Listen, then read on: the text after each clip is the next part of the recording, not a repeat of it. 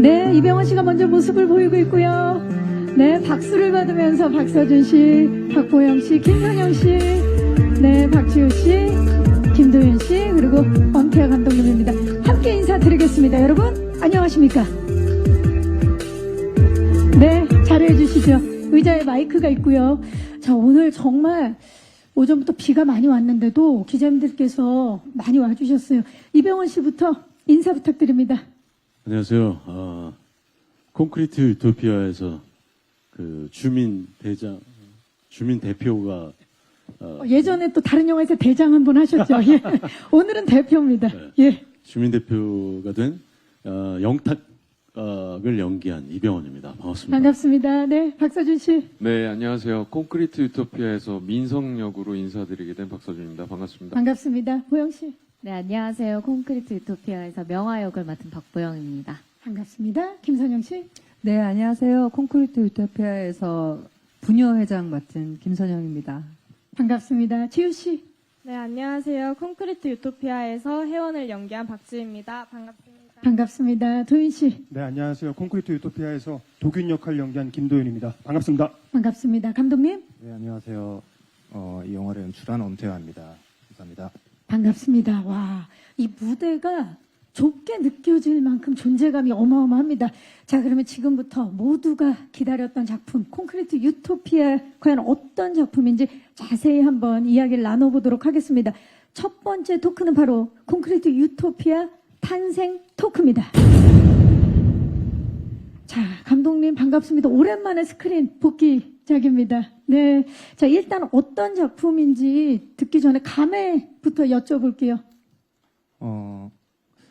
네, 제가 7년 만에 이제 영화를 이렇게 내놓게 됐는데, 정말 감회가 새롭다라는 표현 말고는 이렇게 설명드릴 수 있는 말이 없는 것 같습니다. 네, 콘크리트 유토피아 어떤 작품인지 소개 부탁드립니다. 제가 한 4년 전쯤에 레진 코믹스라는 곳에서 유쾌한 왕따라는 작품을 처음 봤고요. 그 작품의 2부인 유쾌한 이웃이라는 작품이 있는데 이렇게 대재난이 일어나서 대지진이 일어나서 서울 근방에 많은 건물들이 거의 무너진 상태에서 어떤 아파트 한 채가 무너지지 않았다라는 설정, 그래서 그 아파트로 생존자들이 몰려든다라는 설정의 웹툰이었는데 기존의 재난 영화들과 좀 다르게 느낀 지점은 그 배경이 아파트라는 게 저한테는 되게 흥미롭게 다가왔고, 제가 뭐 태어나고 자란 곳이 아파트이기도 하고, 한국 사람들이라면은 아파트라는 게 정말 친숙하고 익숙한 공간이잖아요.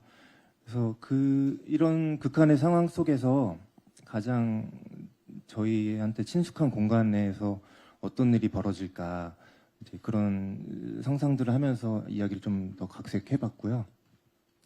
그 안에 이제 사는 인물들이 많이 나오는데, 여기 이제 계신 배우분들이 분한 캐릭터들이 많이 나오는데, 그 많은 캐릭터들을 보면서 관객분들이 나랑 비슷한 사람이 누군지를 좀 찾아보고 내가 감정이입할 수 있는 사람은 누굴까 를 좀 선택하면서 볼 수 있는 재미도 있는 그런 작품입니다. 네, 저 우리에게는 너무나 친숙한 아파트, 그리고 대재난에 폐허가 됐는데 아파트 하나만 살아남았을 때 그때 여러 인간 군상들이 어떤 모습을 보일지 우리 엄태하 감독님만의 또 작품으로 탄생을 했습니다. 더욱 기대되는 부분이고요. 이병헌 씨, 콘크리트 유토피아에서 거대한 재난 이후에 생존 위기에 맞닥뜨린 그런 캐릭터를 맡으셨는데, 전작도 이제 재난 소재가 있었고 다양한 재난 소재 작품들이 있는데 이 콘크리트 유토피아만의 매력이 뭘까요? 차별화된 매력. 굳이 장르를 따지자면 저는 재난 영화라고 얘기할 수가 있나라는 생각이 들 정도로 이 영화는 그러니까 보통의 재난 영화라면 재난이 계속 진행이 되고 영화가 끝날 때까지 재난이 주인공이 되는 그런 영화들이 대부분이겠지만, 이 영화는 재난이 벌어지고 그 이후에 사람들이 과연 어떻게 버텨나가고 어떻게 또 그 안에서 서로가 소통하며 상황을 이겨내려고 애쓰며 살게 되는지, 그런 영화이기 때문에 저는 좀 오히려 휴먼 혹은 블랙 코미디 이런 쪽이라고 생각을 해요. 그런 부분이 굉장히 큰 재난 영화랑 좀 다른 부분이 아닐까 생각이 들어요. 맞아요. 큰 차별점이자 또 매력 포인트가 아닐까 싶습니다. 자, 박서준 씨는 예고편, 저희가 이제 방금 전에 티저 예고편을 봤는데 예고편만 봐도 서준 씨의 전작들과는 굉장히 결이 다른 그런 모습이 아닐까 싶은데 이번에 어떤 새로운 모습 기대해봐도 좋겠습니까? 콘크리트 유토피아에서.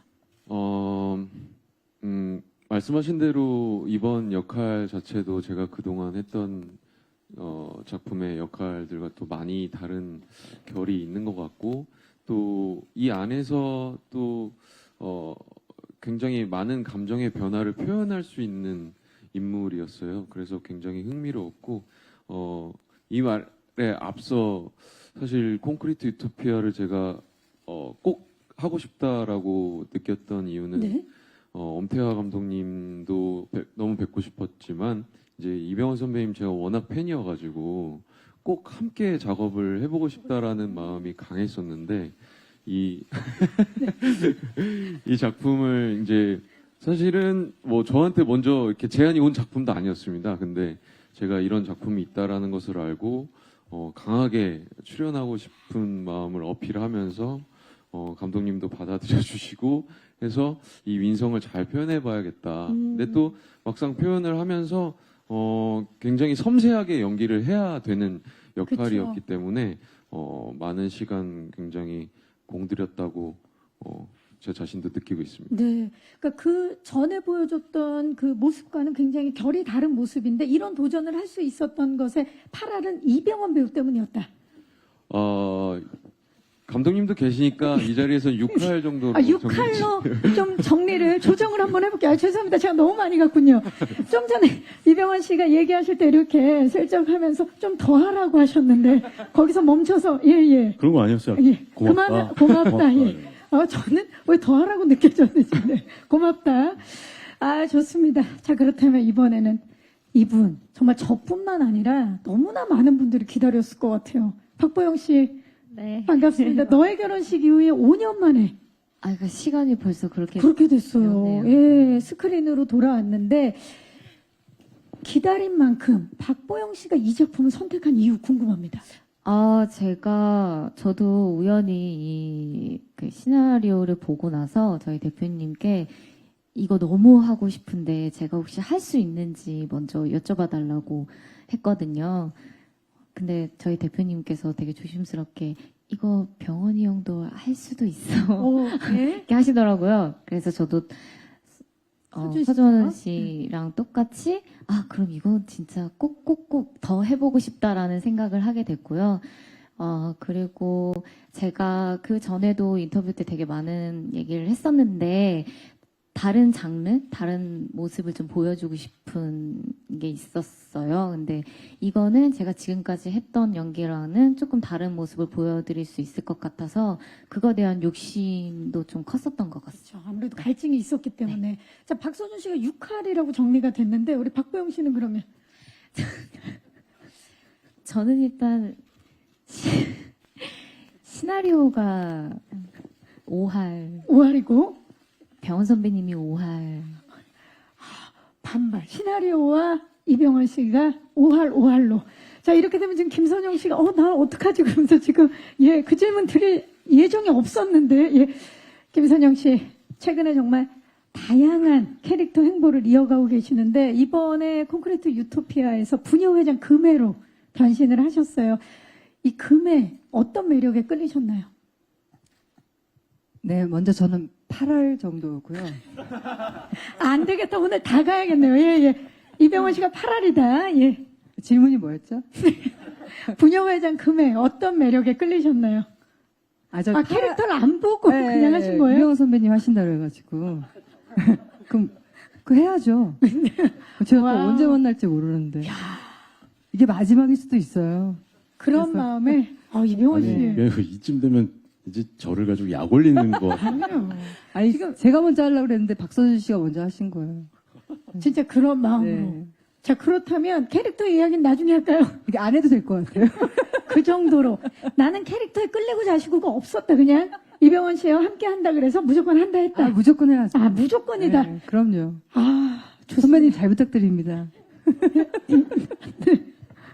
자, 우리 또 주민 대표시기도 하고, 예, 진짜 그 캐스팅의 이 구심점이기도 했다라는 생각이 지금 이야기를 나누면서 듭니다. 박지우 씨, 작은 아씨들에서 정말 당찬 막내 모습으로 큰 사랑을 받았는데 이번 작품에서도 보니까 굉장히 시크한 매력이 돋보이는 것 같아요. 시나리오 처음 받고 첫인상 어땠나요, 혜원? 혜원 시나리오를 읽고 되게 어리지만 거침없고 또 굴복하지 않는 혜원의 모습에 되게 매력을 느꼈었고 또 그 속에 숨겨져 있는 혜원이의 그런 공허함과 쓸쓸함이 있어요. 그래서 그런 거에 마음이 강력하게 끌렸던 것 같습니다. 캐릭터의 매력에 강력하게 끌렸다. 네, 좋습니다. 자, 마지막으로 진짜 이분은 나왔다 하면 강렬한 인상을 주시는 분이시죠. 김도윤 씨, 전작인 뭐 지옥, 반도, 곡성 못지않게 이번 작품에서도 극한의 상황에 내몰리는 그런 인물이에요. 이 김도윤 씨가 그동안 맡았던 그 역할 보면 다 항상 극한의 상황에 놓이게 되는 그런 인물이 많았는데 이전 그 캐릭터와 좀 비교를 해보신다면요. 이전에 했던 작품들은 이제 주로 사람과 사람이 아닌 사람들, 존재. 사람이 아닌 아니, 존재의 그 관계 속에서 온 극한이었다면 이번 콘크리트 유토피아는 사람과 사람들 사이에서 오는 관계에서 오는 극한 상황이었던 것 같습니다. 네. 과연 사람이 아닌 존재와 대항하는 것과 사람과 대항하는 것 과연 어떤 게 더 무서울지 그렇죠? 또 이야기를 들으니까 궁금해집니다. 자, 이야기를 들을수록 이분들이 연기한 콘크리트 유토피아 속의 황공 아파트 주민분들 과연 어떤 인물일지 궁금하지 않으십니까? 그래서 저희가 영상을 하나 입수했습니다. 입주민 명단 영상 만나보시죠. 네, 와 정말 한마디로 표현할 수가 없는 범상치 않은 캐릭터들의 총집합이다 이런 생각이 드네요. 이 인물들이 황공 아파트에 지금 모여 있습니다. 어떤 이야기를 만들어낼지 더욱 궁금한데요. 자, 그래서 준비한 두 번째 토크는 바로 콘크리트 유토피아 입주 토크입니다. 자, 캐릭터별로 스틸을 보면서 이야기를 나눠보도록 하겠습니다. 자, 가장 먼저 황공 아파트 902호에 거주 중인 영탁의 스틸입니다. 네, 와 이병헌 씨, 아니 정말 이병헌 씨는 정말 특이하게 어떤 작품이든 그냥 거기에 계시는 분 같은 그런 힘을 가지고 계신 분인데 진짜 황공 아파트 주민 같은 모습으로 특히 헤어스타일이 굉장히 지금 눈에 띄고 있습니다. 영탁만의 스타일 어떻게 탄생이 된 겁니까? 아파트에 저런 주민이 없을 것 같은데요? 아니 그러니까 뭐 위기의 상황에서는 약간 예. 금치산자 같은 느낌. 그렇죠. 극단적인 상황이기 때문에 점점 저렇게 변해가는 예. 변해가는 그런 어떤 모습들 중에 아마도 많이 변한 모습의 지금 모습인 것 같아요. 질문이 뭐예요? 헤어스타일도 그렇고 이번 모습을 어떻게 음. 탄생하게 된 건지. 그럼 주로 이제 촬영을 시작하기 전에 이제 캐릭터의 겉모습을 우리가 만들어 나갈 때 분장팀 혹은 의상팀하고 같이 얘기를 하잖아요. 근데 그게 논리적으로 이렇기 때문에 헤어스타일이 이래야 된다라는 건 없어요. 이렇게 저렇게 변형시키다 보면 왠지 영탁이가 이런 모습일 것 같다라는 걸 찾아가는 거죠. 굉장히 머리카락이 굵고 뻗쳐나가는 스타일의 그런 성질을 가진 그런 사람들 있잖아요. 그런 모습을 좀 표현해내려고 분장팀하고 계속 한번 이렇게 저렇게 해봤던 거예요. 그래서 머리가 계속 그냥 이렇게 좀 자랐을 때 그냥 옆으로 그냥 계속 퍼져나가고 숱도 많고 아주 두꺼운 헤어스타일이고 약간 M자 같은 모습도 M자가 시작되는 것 같은 모습도 그런 있고 느낌으로 그런 느낌이 적용시키니까 이게 영탁이 아닐까? 약간 이런 어떤 서로 동의하에 저런 모습으로 결정을 해서 이제 촬영을 시작을 했죠. 그러니까 지금까지 필모사상 처음 보는 또 스타일이 아닐까 싶어요. 저도 처음 해보는 거예요. 그렇죠. 예, 이 모습을 우리 방범대원, 예, 우리 박서준 씨와 분여 회장 김선영 씨가 보셨을 때 어떠셨나요? 함께 하시면서. 사실 이제 대표님이 되시니까 대표라 하면 뭔가 이렇게 신뢰가 가는 위험이 이런- 있고 예, 느낌이잖아요. 겉모습만 봤을 땐 처음에 그렇게 신뢰가 안 가는. 뭐 그렇지만 이제 어떤 언변과 그런 눈빛들이 신뢰를 주는 관상으로 이렇게 주지 않았나라는 생각이 듭니다. 그렇죠. 언변과 대처, 그런 네. 눈빛, 자신감, 예, 이런 자신감. 것들이. 분녀 회장님은 어떻습니까? 네, 뭐 어떻게 망가져도 잘생겼다 그런 생각이 들었어요. 저렇게까지 했는데 잘생길 수가 있을까? 지금 일단- 코너 속에 코너로 혼자 계시는 느낌인데, 네. 아 왜요? 아니요, 좋아요. 말씀. 진심으로 그렇게 생각했어요. 네, 현장에서. 현장에서 네. 이 입주민 대표를 분녀 회장으로서 바라봤을 때, 아, 무조건 따라야겠다. 그런 느낌이 일단 드셨군요. 외모가 마음에 들었고요. 처음에. 그 다음에는 어떤 용기 용기. 마음에 들었습니다. 아, 좋습니다. 네. 아, 거의 지금 제가 봤을 때는 분녀 회장님 오른팔, 방범 대장님 왼팔, 지금 그런 분위기입니다. 영화 안에서도 네. 사실 그런 포지션이에요. 지금까지 이제 남아있는 모습을 보여주고 계시고요. 자, 다음은 602호 신혼부부, 민성과 명화 스틸 만나보시죠. 네. 극한의 또 상황에 있는 두 분인데, 박서준 씨와 박보영 씨는 이번 작품, 콘크리트 유토피아를 통해서 처음 만나셨죠? 작품에서. 예. 네, 네. 어떠셨나요? 첫 촬영이 결혼사진 촬영이라고 들었는데, 어떠셨어요, 보영 씨? 처음 안녕하세요 하고 웨딩드레스를 입고 같이 촬영을 해야 되는데 이게 굉장히 다정해 보여야 되잖아요. 그쵸. 이미 그날 결혼을 처음 뵈가지고 어디까지 해야 되는지 손을 올려도 되는지 그렇게 보여야 하는데 신뢰가 되진 않는지 그런 고민을 좀 했는데 첫 촬영이 웨딩 촬영이어서 그런지 그날 촬영하고 그래도 다음에는 좀 급속도로 가까워지고 좀 편한 느낌이 들었던 것 같아요. 그래서 좀 다행이라고 생각했어요. 맞아요. 네. 서준 씨는 어떠셨어요? 저도 마찬가지로 그 스튜디오가 지금 너무 선명하게 기억이 나는데 아무래도 제가 준비가 먼저 빨리 끝날 수밖에 없잖아요. 그쵸. 저는 뭐 드레스를 입는 게 아니니까. 그래서 이런 의자에 앉아서 이렇게 계속 기다렸던 맞아, 밖에서. 생각이 많이 나요. 그래서 그 기억도 영화를 촬영하면서도 되게 좋은 기억이 되겠다라는 생각이 들었고 단순히 이제 소품 사진이었지만 그런 것들을 찍으면서 뭔가 명화와 민성이의 관계에 대해서도 어느 정도였을까를 생각해 보게 되는 좋은 과정을 처음부터 맞이했던 것 같아서 맞아요. 좋은 순간이었던 것 같습니다. 첫 호흡인데도 불구하고 결혼사진 촬영을 했기 때문에 그 전사가 그려지는 그런 네, 네. 느낌으로 그 다음 촬영이 이어나갈 수 있지 않았을까 싶어요. 보영 씨 같은 경우는 이 캐릭터가 간호사다 보니까 네. 아무래도 개인적으로 캐릭터상으로 준비해야 될 것들이 있었을 것 같아요. 네, 그 현장에서 자문해 주시는 간호사분도 계셨고요. 그리고 개인적으로 제 친구도 간호사가 있어서 전화를 해가지고 이것저것 많이 물어봤어요. 근데 저희가 극한 상황이잖아요. 그래서 큰 도움은 안 되더라고요. 제 친구한테 전화했었을 친구 때. 지금 너무 놀랐어요. 아니, 근데 왜냐하면 그 친구가 저한테, 이런 상황일 때 내가 어떻게 해야 돼? 그럼 이제 알려주잖아요. 그런 게 없어. 그러면, 그럼 나보고 어떻게 하라는 거야? 진짜 라고 얘기를 하더라고요. 네. 그리고 항상 제가 그 친구한테, 아니, 우리 지금 깨끗한 상황이 아니야. 내가 이걸 쓸 수 없는 상황이야.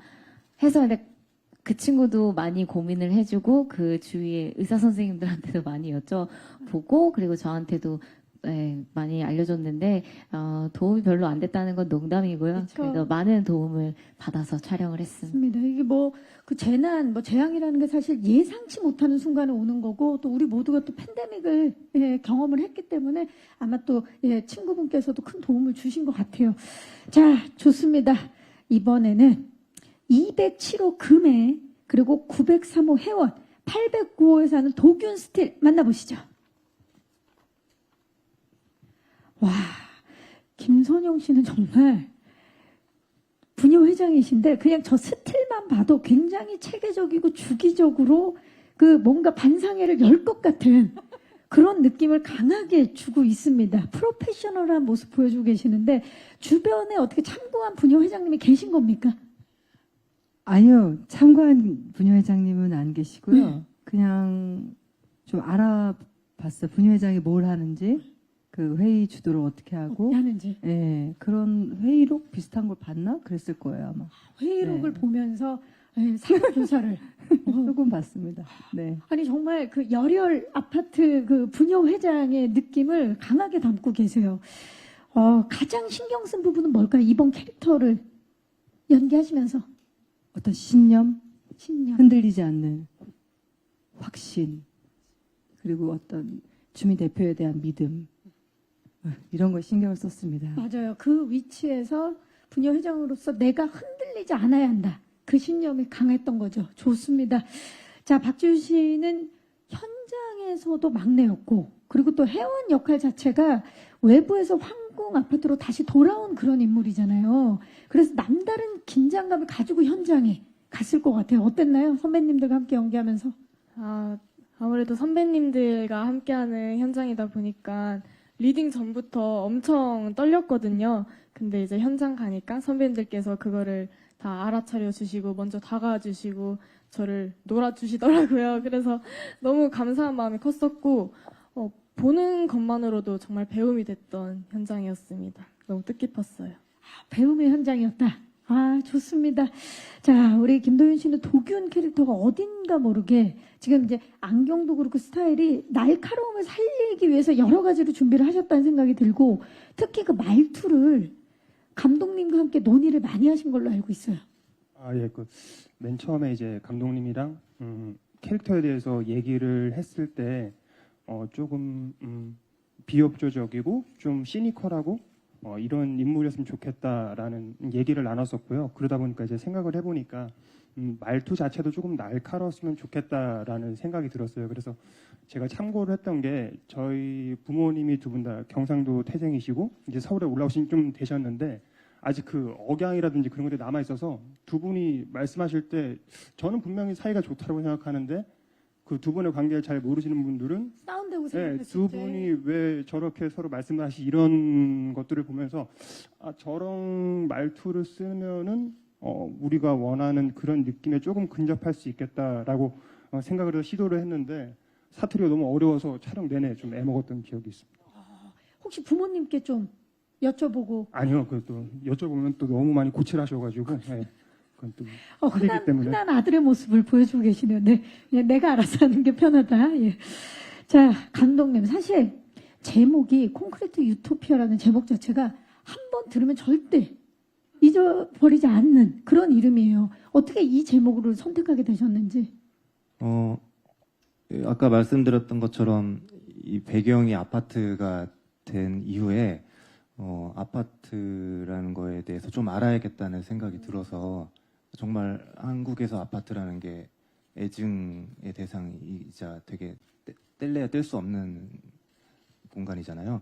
그래서 책들을 좀 찾아보다가 박해천 선생님께서 쓰신 콘크리트 유토피아라는 입문서가 있어요. 그게 한국 사회에서 아파트라는 게 어떻게 자리 잡고 지금의 형태가 됐는지를 되게 다각도로 이렇게 다루고 있는 책인데 그 책을 보고 이게 우리 영화에서 하고자 하는 얘기랑 되게 맞닿아 있다는 생각이 들었고 일단은 가제로 붙여놨었어요.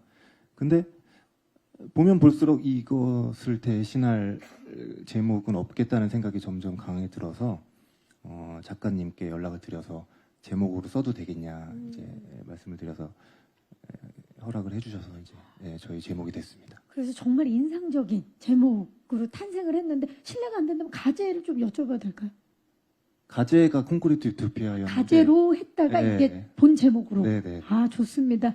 작가님께서도 굉장히 이제 작품을 기다리고 계실 것 같다는 생각이 드네요. 예. 자, 좋습니다. 이렇게 이분들이 함께했던 입주민들이 함께했던 그 뜨거웠던 현장도 기자님들 많이 궁금하실 것 같아요. 그래서 준비해봤습니다. 황궁아파트 입주기록 영상 만나보시죠. 정말 뜨거운 열정과 시너지가 느껴지는 그 영상 함께 보고 오셨습니다. 황궁아파트 입주기록 영상이었는데요. 이 열기를 고스란히 이어서 마지막 토크 시작하도록 하겠습니다. 콘크리트 유토피아 완성 토크입니다. 자, 조금 전에 영상에서 이병헌 씨도 말씀하셨어요. 이 정말 이 아파트 세트에 대한 이야기들 정말 많이 할 거다. 감독님께 좀 여쭐게요. 황궁 아파트 이야기를 안 할 수가 없는데 실제 건설에 준할 정도로 이제 아파트 세트를 짓고 촬영을 하셨는데 이 과정이 사실 굉장히 쉽지 않은 작업이었을 텐데 이렇게 세트를 지은 이유. 일단 이 아파트라는 황궁 아파트라는 공간이 저는 처음에 접근할 때부터 여기 계신 분들 배우분들의 캐릭터만큼 중요한 하나의 캐릭터라고 생각을 하고 접근을 했어요.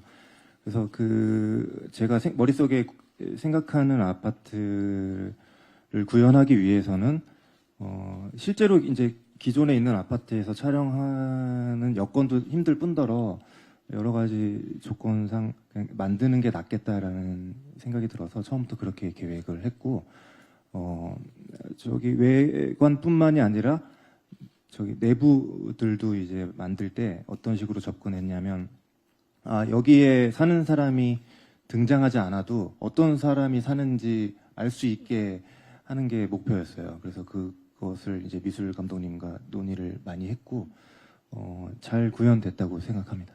그야말로 가장 중요하게 생각하신 게 이제 리얼함인데 세트이지만 딱 들어갔을 때 진짜 내가 누군가가 살고 있는 아파트에 들어온 거 아닌가라는 느낌들을 받으셨을 것 같아요. 이병헌 씨 어떠셨나요? 세트장 처음 딱 가셨을 때. 전 원래 있는 아파트라고 생각을 했어요. 그 정도로 그냥 우리가 흔히 볼 수 있는 그런 아파트의 주차장과 건물이어서 이게 원래 아파트를 3층까지만 부시고 우리가 그걸 쓰고 있는 건가라는 생각이 들 정도로 그냥 똑같은 아파트예요. 그래서 와, 이렇게까지 정교하게. 해야 되나? 그러니까 왜냐하면 그런 거를 짓기 위해서 얼마나 많은 시간과 고생들을 했겠어요. 뭐 당연히 제작비도 그렇고. 그래서 이렇게까지 한 거 보니까 진짜 엄청 리얼한 것에 대해서 신경을 많이 쓰셨구나라는 생각이 들었죠. 놀랐어요, 많이.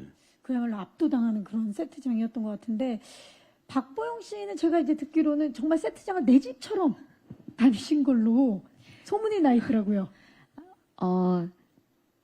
아니, 너무 진짜 신기해서 계단으로도 막 다 올라가 보고, 문도 막 다 열어보고, 저기에 붙어 있는 저 디테일한 메모들도 보는 재미가 있었거든요. 어떤 거랑 교환할 사람 찾습니다. 내지는 뭐 어떤 누구를 찾습니다라든지 다양한 그 메모에도 다 디테일들이 들어가서 하나하나 찾아가는 재미가 있었어요.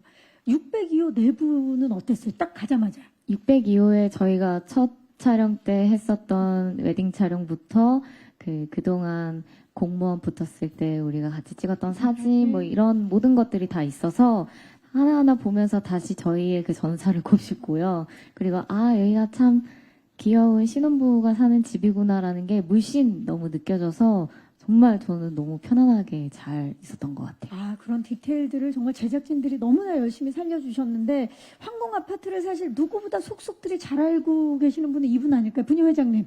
네. 분녀 회장님으로서 이 아파트를 딱 봤을 때 이건 진짜 이 디테일은 진짜 대단하다. 인상 깊었던 것 좀 얘기해 주세요. 이 재난이 벌어지고 난 다음이잖아요. 네? 로비라 그러나? 그 로비에 그게 막 이렇게 클로즈업을 할 것도 아닌데 여기 나와 있네요, 사진이. 정말 그 미술팀이 진짜 리얼하게 뭐 건전지 2개랑 계란 하나 바꾸실 분. 아니면 또 누구누구를 찾습니다. 그리고 너무 디테일한 사연과 그 재난이 벌어졌을 경우에 어떻게 이들이 서로 소통하는지가 게시판을. 어마무시. 저 그거 꽤 많이 읽었었어요. 너무 재밌어요. 와, 그걸 어떻게 다 썼지? 진짜 수천 장이었던 것 같거든요. 네. 저것뿐만이 아니라. 맞아요. 너무나 진짜 이런 상황이라면 이렇겠다라는 것을 네, 구현을 네. 해내신 거죠. 네, 네. 예. 그런가 하면 이게 사실 재난 상황이기 때문에 CG가 굉장히 많이 필요한 장면들이 있었을 텐데 그 재난을 직접 맞닥뜨린 우리 박서준 씨는 연기를 하면서 이게 이렇게 구현이 되겠구나 하면서 블루스크린에서 연기를 했을 것 같아요. 어땠나요? 네. 그 촬영지도 정확히 기억나는데, 이제,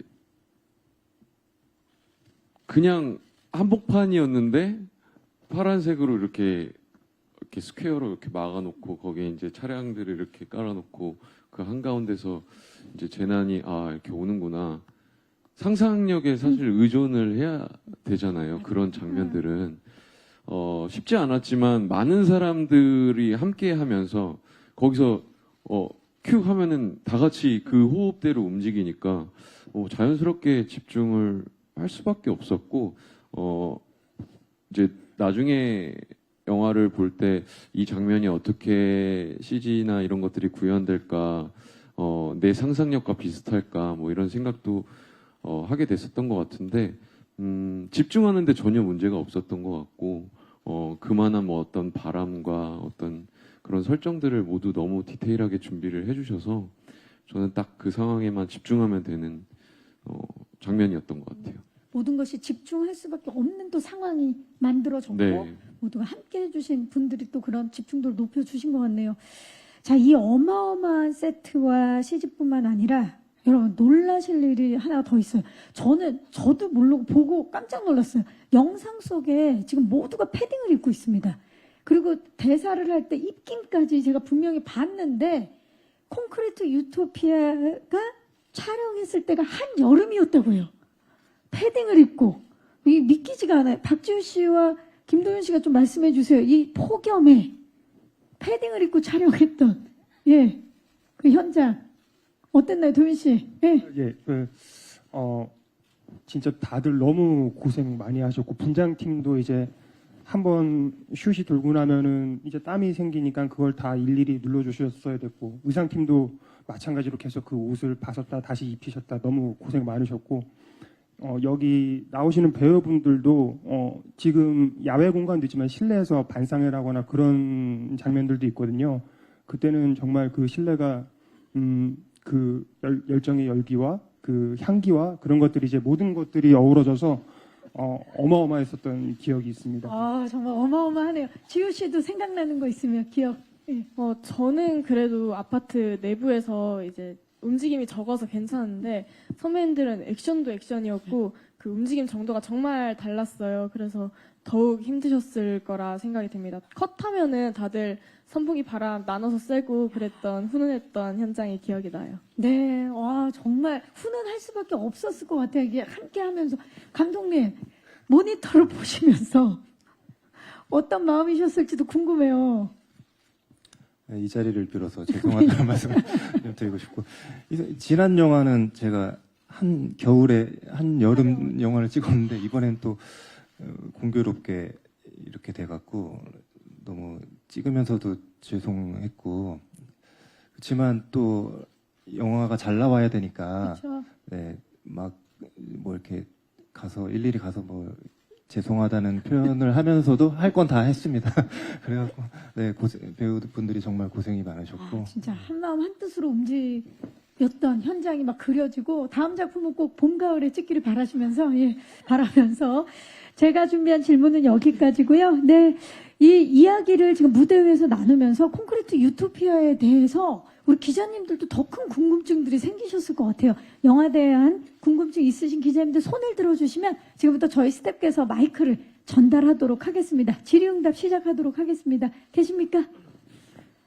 네, 자 지금 아마 질문을 생각을 하고 계시는 것 같은데 계십니까? 계시면 손을 들어주시면 마이크 전달해 드리고요.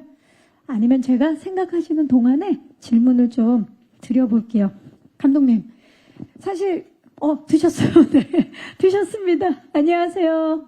네, 안녕하세요. 저 헤럴드팝 이미지 기자인데요. 반갑습니다. 예. 아까 이제 앞서 배우님들이 이제 이병헌 배우님 때문에 이제 출연을 하셨다고 말씀해 주셨는데 네. 또 함께 하신 소감도 또 듣고 싶어서 네. 감사합니다. 자, 그 이병헌 배우가 이걸 한다. 그래서 나도 같이 하고 싶다 그랬는데 함께 하면서는 어떠셨는지 서준 씨. 이제 솔직히 처음 뵙기 전에 너무 궁금했어요. 이병헌 선배님은 현장에서 어떻게 연기를 계실까? 할까? 사실 이제 작품이 나와지는 거는 결과물만 나오지만 현장에서 함께하는 건 너무 다르잖아요. 옆에서 지켜보는 것들이. 그래서 이제 저도 현장에서 이제 다른 현장에서도 이렇게 저렇게 있지만 선배님은 어떻게 계실까가 일단 너무 궁금했고 네. 근데 계속 고민을 하고 계시더라고요. 이 한 컷에 대해서 계속 모니터도 하시고 그리고 굉장히 유연하시고 이런 모습들이 저한테는 되게 많이 배울 점이 된 것 같고 많이 와닿았고 옆에서 지켜보는 것만으로도 너무 그러니까 촬영장 가는 게 너무 제일 신났었어요. 그래서 이렇게 뭔가 제가 이렇게 선배님들이랑 작품을 한 경우가 그렇게 많지 않거든요. 그래서 또 너무 좋은 경험이었고, 근데 병원 선배님뿐만 아니라 너무 여기 아파트 주민분들이 많잖아요. 근데 각기 배우분들이 자기 역할을 위해서 화면에 보이지 않더라도 최선을 다하는 모습들이 다 보일 수 있었고 볼 수 있었고 그런 모든 열정들이 콘크리트 유토피아를 완성하지 않았나라는 생각에 많이 기대해 주셔도 좋을 것 같습니다. 네, 좋습니다. 보영 씨는 어떠셨어요? 옆에서 함께 하면서. 저는 아직도 기억에 남는 게 감독님께서 그냥 지문이었거든요. 이상한 기합 소리를 낸다. 딱 그거였는데 선배님이 정말 상상하지도 못한 연기를 하시는 거예요. 그래서 우와, 이런 지문을 이렇게 표현할 수 있구나라고 생각을 했는데 감독님께서 너무 만족하셨는데 선배님 혹시 다른 버전이 있을까요? 했는데 그럼요 하고 또 하시고 그게 선배님은 한 100가지의 버전을 준비하셨나? 라는 생각이 들어서 그날 되게 많은 약간 좀 생각을 하게 됐고 그리고 이게 앉아서 같이 얘기 잘 하시다가 이렇게 막 가서 연기하실 때 갑자기 막 분노에 차오르는 막 그런 눈빛을 해야 되는 연기가 있었어요. 근데 너무 앉아서 같이 농담하다가 선배님 이제 오실게요 해서 응 그래 그러고 갔는데 저 눈을 갈아 낀 줄 알았어요. 저는 정말 이 안구 교체설. 네. 예. 네, 이병헌 안구 교체설이 지금 나오고 있습니다. 네. 아니 정말 10초 전에 봤던 눈이 저 눈이 아닌데 그쵸? 어떻게 저기서 저 눈빛이 저렇게 바뀔 수 잠깐 있는지? 사이에 응. 저렇게 변할 수 있지?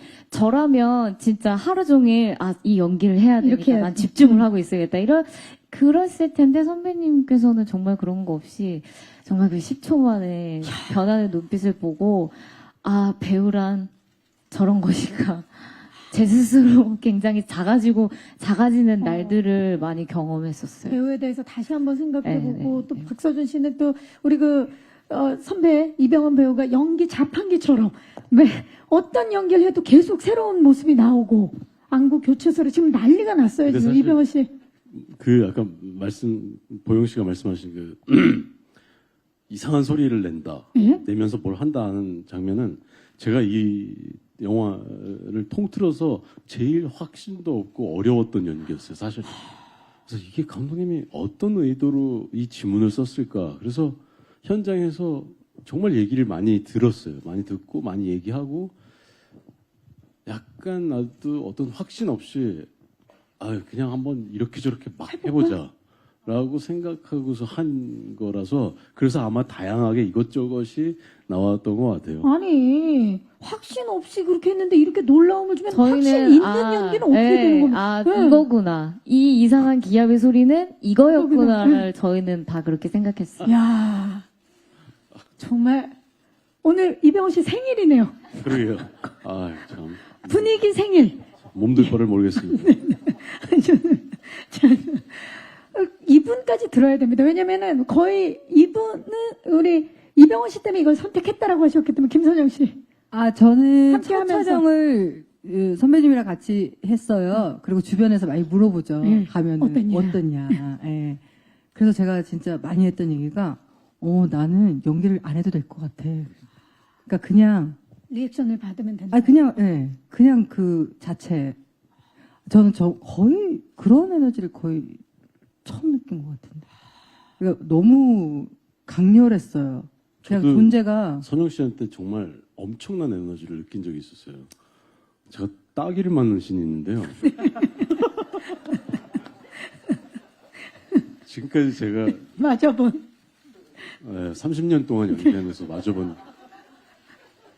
심지어 발차기보다도 더 세게 느껴졌어요. 약간 여기는 어디지? 약간 잠깐 한 1초 정도 아 이게 순간 기절이라는 게 이런 거구나. 아니 근데 그 정도로 몰입이 다행히- 되게끔. 예. 다행히 그렇게 딱 했는데 표정 변화 없어서 꿋꿋하게 견뎠어요. 근데 아마 제 생각에는 정신이 나가서 표정 변화 없었던 것 같은데 그때 그래서 이거는 근데 진짜 오케이겠다. 너무 리얼했거든요. 그래서 감독님이 오시더니 얼굴이 왜 그러세요? 그래서 내가 아니 지금 딱이 맞는 장면에서 한 대 제대로 맞았다고 그랬더니 이거 그냥 안 때리고 안 맞아도 되는 씬 앵글이었는데 거기서 그렇게 열심히 맞고 열심히 때렸는데 결국에는 그렇게 하지 않았어도 되는 장면이었어요. 근데 얼마나 리얼했겠습니까? 저는 지금 영화를 기다리는 이유가 하나 더 생겼어요. 콘크리트 유토피아에서 김선영 씨가 이병헌 씨의 따귀를 때리는 씬에서 순간 이병헌 씨 영혼이 잠깐 이탈한. 그 디테일하게 순간적으로 디테일하게 보시면 이 동공이 이렇게 벌어졌다가 이렇게 모여지는 그 장면이 보일 거예요. 잠깐 순간 정말 기절하는. 디테일한. 그 순간 여러분 기자님들 절대 놓치지 마시기 바라겠고요. 또 질문 있으신 기자님 계시면 손을 들어주시면 네 마이크 전달할게요. 안녕하세요. 네, 안녕하세요. 저 스포츠동화 이승미 기자고요. 반갑습니다. 네, 저 이병헌 배우님께 질문 드리겠는데요. 네. 아까 그 다른 재난 영화와는 좀 다르다고 매력을 느끼셨다고 말씀해 주셨는데 그 백두산이라는 재난 영화도 주연하셨고 그리고 바로 작년에도 비상선언이라는 항공 재난물에도 주연을 하셨잖아요. 그때 연기하셨던 캐릭터와 가장 다른 점이 무엇인지 그리고 이렇게 연달아 재난물을 하는 게 좀 어떻게 보면 대중들이 보기에는 또라는 반응이 있을 수도 있는데 좀 선택하시게 된 결정적인 이유가 궁금하고요. 그리고 이제 극 중에서 리더 역할이시잖아요. 근데 현장에서도 또 이제 후배들과 함께 하시는 현장이다 보니까 좀 선배로서 리더의 역할을 좀 어떻게 하셨는지도 궁금합니다. 다양한 질문을 해주셨어요. 일단 캐릭터로서 좀 다른 점. 네. 먼저 말씀을 드리자면 현장에서 제일 큰 형이고 뭐 선배라고 해서 어떤 리더십을 가지고 내가 잘 이끌어야 되겠다. 솔직히 현장에서는 좀 약간 제가 제 롤만 생각하는 그런 느낌이 저도 강한 배우라고 생각을 해요. 그래서 내 생각을 하느라고 뭔가를 내가 리더를 해야 되겠다. 뭘 이렇게 다 분위기를 만들어야 되겠다. 이런 생각을 하면서 하지는 않았고요. 그냥 내가 맡은 롤을 최선을 다해서 해내면 되겠지라는 생각을 하고 그렇게 그냥 항상 어떤 작품이든 지금까지 해왔던 것 같고 아까 앞에도 말씀을 드렸지만 저는 이 영화가 재난 영화라고 생각지 않아요. 그러니까 재난이 눈에 보이기 때문에 일단 재난 영화로 생각을 하실 수도 있겠지만 이거는 정말 그 상황 속에 아파트라는 공간 한 공간만 해도 각양각색의 사람들이 살고 있죠. 그렇기 때문에 함께 우리가 이 아파트에서 살아남기 위해서 열심히 해보자고 아무리 단합을 해도 각자의 개성과 또 각자의 생각이 다르고 각자의 성향이 다르고 하기 때문에 그 안에 참 여러 가지의 이야기가 나오고 단합이 될 때도 있지만 또 분열이 될 때도 있고 또 인간의 어떤 이기심의 끝을 보는 경우도 있고 인간의 잔인함의 끝을 보는 경우도 있고 정말 상황 자체는 극단적인 상황이지만 개인 하나하나의 의견들이나 생각들과 행동과 이런 상황들은 굉장히 현실적이에요. 나는 그런 미묘한 지점들이 굉장히 재미있게 생각이 됐어요. 비상선언이라든가 백두산의 경우에는 극단적인 상황 속에서 극단적인 선택을 해야 되고 극단적인 뭐 이런 것들이 있지만 여기서는 약간 미묘한 그런 인간들 간의 그런 어떤 감정들도 있고 또 그 안에 웃음도 있고 저는 그래서 그런 부분에 있어서 굉장히 큰 차별화가 있다고 생각을 하고 블랙 코미디의 장르적인 성격이 아주 강한 그런 영화라고 생각을 해요. 네, 작품을 선택한 이유와 또 캐릭터의 차별점을 말씀해 주셨습니다. 또 질문 있으신 기자님, 네, 이번에는 저쪽 뒤쪽 왼쪽으로 가볼게요. 안녕하세요. 네, 안녕하세요. 저 세계일보 엄영준 기자입니다. 반갑습니다. 배우를 대표해서 이병헌 저 배우님하고 그다음에 감독님께 질문 드리고 싶은데요. 어쨌든 코로나 끝나고 이제 다시 이제 한국 영화가 조금 뭐 살아날 기미가 보이기도 하고 또 한편으로는 좀 어려움도 있고 여러 가지 지금 상황이 공존하고 있는 것 같은데 특히나 이제 올해 여름 블록버스터에 대한 기대감들이 좀 있는 것 같습니다. 다른 영화와 좀 차별화돼서 꼭 콘크리트 유토피아를 극장에 와서 봐야 되는 이유가 뭔지 좀 설명해 주시면 좋겠습니다. 감독님께 먼저 여쭤볼까요? 네.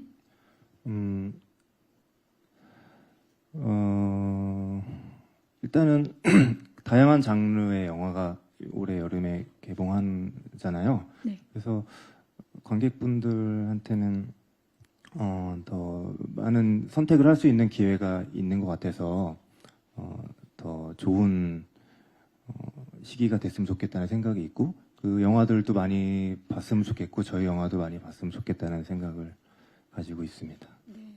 자, 그 콘크리트 유토피아를 극장에서 봐야 하는 이유에 대한 질문 주셨는데 이거 좀 이병헌 씨가 대답해 주시겠어요? 일단 이런 영화의 성격은 사실 뭐 규모 자체가 굉장히 크고 그런 압도되는 그런 어떤 사운드나 장면들이 극장에서 보는 것과 아니면 TV로 보는 것은 엄청나게 큰 차이라고 생각을 해요. 이 현장감을 느끼는 것은 당연히 극장이라는 공간에서 느껴지는 게 훨씬 더 크겠죠. 그리고 개인적으로는 극장이라는 공간을 저는 어릴 적부터 영화만큼이나 사랑했던 사람이기 때문에 뭐 이거 좀 약간 다른 얘기가 되겠는데 OTT를 통해서 우리가 많이 우리나라의 컨텐츠를 찍고 그것이 정말 많은 전 세계인들에게 보여지는 그래서 확산이 되고 우리나라의 컨텐츠가 많은 세계인들에게 인기를 얻고 하는 부분은 굉장히 좋은 점이라고 저는 생각을 하고 기회라고 생각을 해요. 하지만 또 개인적으로 극장을 사랑하는 사람으로서는 극장을 사랑하는 사람들이 조금씩 줄어들고 관객이 그리고 이제 다 모든 영화나 뭐 TV 시리즈를 이제 TV를 통해서 보게 되는 점은 전 개인적으로는 약간 좀 아쉬운 부분이기도 하다고 생각을 해요. 우리가 사실 지금 다 같이 극장에 있잖아요. 또 극장이 주는 낭만이 있기 때문에 또 영화적인 스케일도 이 낭만 속에서 함께 즐겨보시면 좋을 것 같습니다. 자, 시간 관계상 마지막 질문 있으신 기자님, 네, 지금 손을 들어주셨는데 오른쪽 마이크 전달해 드릴게요. 네, 안녕하세요. 네, 한류템스 함상범 기자입니다. 반갑습니다. 감독님하고 이제 박서준 씨 질문인데요. 그 감독님 같은 경우는 이제 여기 나온 배우들이 사실 한 명만 나와도 되게 고마울 만한 상황인데 진짜 너무 화려하게 이게 갖춰졌거든요. 이렇게 이제 캐스팅 진용을 갖추고 어떤 마음이 들었는지 진짜 모든 감독이 다 부러워할 만한 캐스팅인데 그 말씀해 주시면 감사드릴 것 같고 박서준 씨 같은 경우는 사실 저도 이 질문 그렇게 안 하고 싶은데 안 하면 너무 욕을 먹을 것 같아가지고 여기저기서 어제 개인적인 이슈가 있었는데 혹시 뭐 아직 입장을 밝히신 건 없으시거든요. 그래서 혹시 간단하게라도 코멘트 해주실 거 있으시면 감사드리겠습니다. 네, 먼저 감독님 캐스팅 완성되고 네. 어떠셨는지. 일단은 저 아까 서준 씨나 보영 씨나 다 선영 선배님이나 말씀하셨던 것처럼 이병헌 선배님을 보고 하셨다고 하셨는데 이병헌 선배님을 잡으면 좋은 배우분들이 오지 않을까 그런. 그래서 가장 먼저 캐스팅을. 네. 알파를 잡은 느낌, 알파 늑대를 잡은 느낌으로. 아니 뭐 예, 그게 뭐 그렇게 꼭 전략적으로 했다는 건 아니지만 그만큼 선배님이 먼저 들어와 주시면 중심을 잡아주셨죠. 중심을 잡아주시면은 더 또 좋은 배우분들을 모시기에 제가 할 말이 있지 않을까라는 좀 생각을 했던 것 같고 정말 놀랐어요. 이렇게 먼저 뭐 박서준이 진짜 한다고 막 이런 박보영 씨 한다고 박보영이 한다고 막, 한다고. 막 그러면서 되게 저도 두근두근했던 것 같고 정말 이들이 한 화면에 잡혔을 때 정말 저도 한 사람의 팬으로서 한 스크린에 잡혔을 때 어떤 느낌이 들까 너무 궁금했고 그래서 촬영하면서도 그런 두근두근한 마음을 가지고 계속 모니터를 하고 그랬던 것 같습니다. 네, 캐스팅이 딱 완성됐을 때 감독님 어떤 마음이셨나요? 대박이다. 대박이야라는 딱 네 글자 좋은데요. 자, 박서준 씨, 우리 함성봉 기자님께서 질문 주셨는데요. 네, 저도 어제 되게 늦게 소식을 알게 됐어요. 저도 지금 촬영하고 있는 작품이 있어서 그런 기사가 났다라는 것을 늦게 알았고, 처음 드는 생각은 내가 관심을 많이 받고 있구나라는 생각이 들었고, 그 관심은 참 감사한 일이다라는 생각이 들었습니다. 그러나 이제 뭐 저 같은 경우는 사실 사생활을 오픈하는 거에 있어서 조금 크게 부담을 느끼는 편이고, 개인적인 일이기 때문에 어떤 특별한 말씀을 드리긴 조금 어려울 것 같고요. 그보다는 오늘 콘크리트 유토피아로 또 공식적인 첫 일정이기 때문에 이 영화에 많은 관심을 가져주셨으면 하는 바람입니다. 네, 감사합니다. 우리 또 박서준 씨가 어떤 연기 변신을 했는지 콘크리트 유토피아 속에서 또 기대를 해보도록 하겠습니다. 질문해 주신 기자님들 진심으로 감사의 말씀 드리겠습니다. 자, 그러면 이제 포토타임을 앞두고 끝인사를 드려야 되는데요. 우리 엄태화 감독님부터 끝인사 부탁드립니다. 아, 네. 극장에 온다는 것 자체가 되게 티켓값뿐만이 아니라 시간과 뭔가 에너지를 소비하는 일인데, 제가 이 영화가 좀 후반 작업이 길었거든요. 그래서 정말 수백 번을 여러 번을 봤어요. 근데 그만큼 드리는 제 장인 정신으로 거의 영화를 만들었고요. 봐도 재밌더라고요, 저도. 그래서 관객분들도 꼭 극장에서 보시면은 좋을 영화니까 꼭 극장에서 와주시면 감사하겠습니다. 네, 감사합니다. 김도현 씨. 더운 여름에 시원한 극장에서 보시기에 너무나도 적합하고 훌륭한 영화라고 저는 개인적으로 생각하고 자부하고 있습니다. 그러니까 많이들 찾아주셔서 극장에서 관람을 해주셨으면 정말 감사드리겠습니다. 네, 감사합니다. 지우 씨. 네, 콘크리트 유토피아 뭐 코로나 무더위 상황에서 선배님들 따라서 정말 재미있게 촬영한 작품인데요.